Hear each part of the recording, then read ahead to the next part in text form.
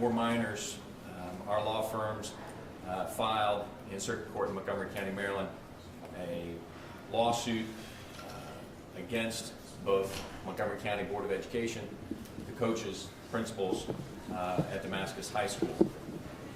The lawsuits allege that the coaches, teachers, and administrators knew about the Damascus High School tradition called brooming, wherein sophomore football players terrorized freshman football players by threatening to, and at times, sodomizing the younger players with a broom. The lawsuit further alleges that despite notifications from parents, other players, concerned adults, and officials at Damascus permitted that long-standing tradition to continue.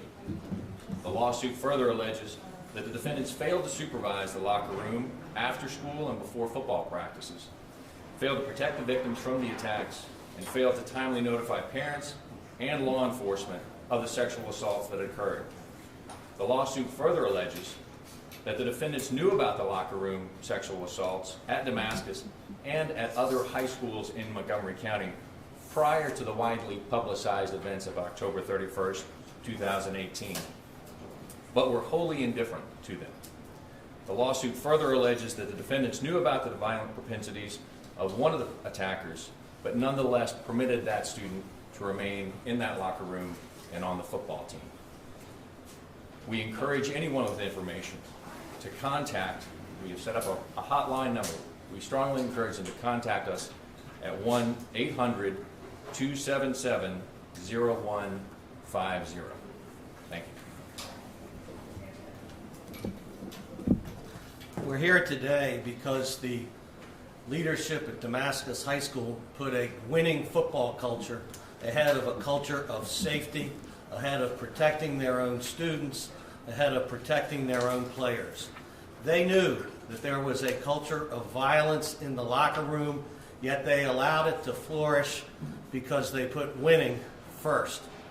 We are also here today because the leadership of the Montgomery County school system allowed the lead assailant to come to Damascus High School and play football, even though he had a demonstrated history of violence.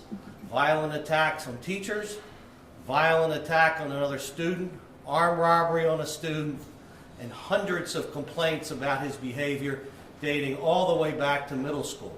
And although it was recommended that this assailant go to a special disciplinary school instead of Damascus, the school system allowed him to go to Damascus, to play football at Damascus, and then ultimately to be in the locker room unsupervised in October of 2018, where he led this violent and disgusting brooming, one of the most violent acts towards 14-year-olds in the history of the Montgomery County school system.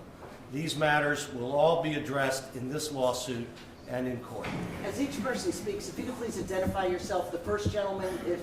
I am Tim Maloney. I represent John Doe, number 4, and his parents, one of the plaintiffs.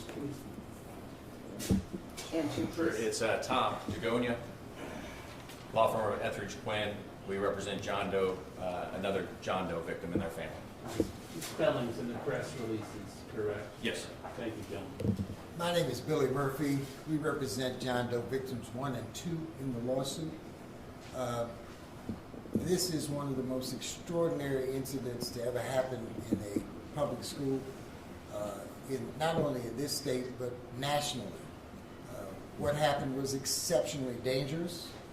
It was exceptionally traumatic, and it will affect the lives of these students for the rest of their lives. This is an extraordinarily serious matter. It's a lawsuit that we did not take lightly, and we expect that there will be, and we hope that there will be a prompt resolution of this lawsuit in the days ahead.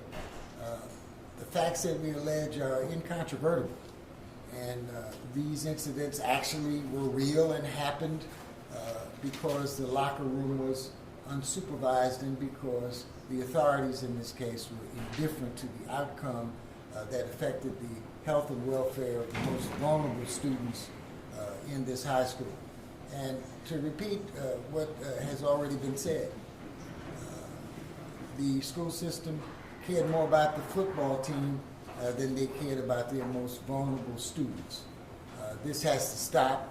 This is a shocking series of events, and it will not be tolerated as long as any of us have life and breath in our bodies.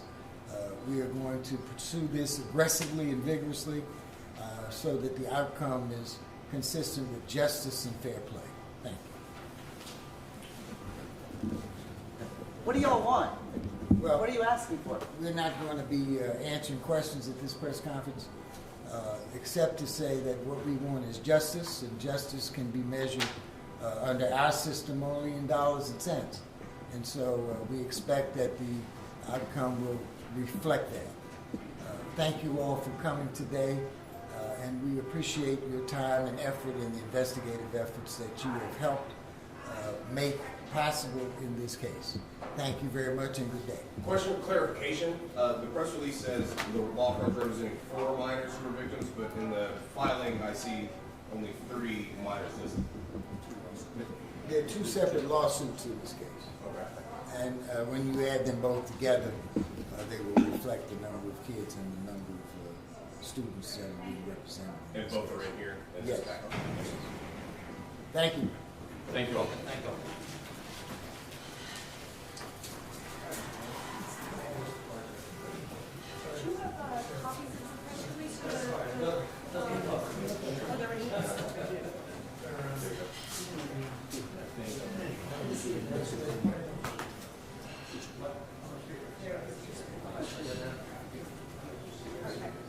Be nice if the car horns start going off 3/4 of the way instead of at the beginning, right? How you doing? Good. How are you?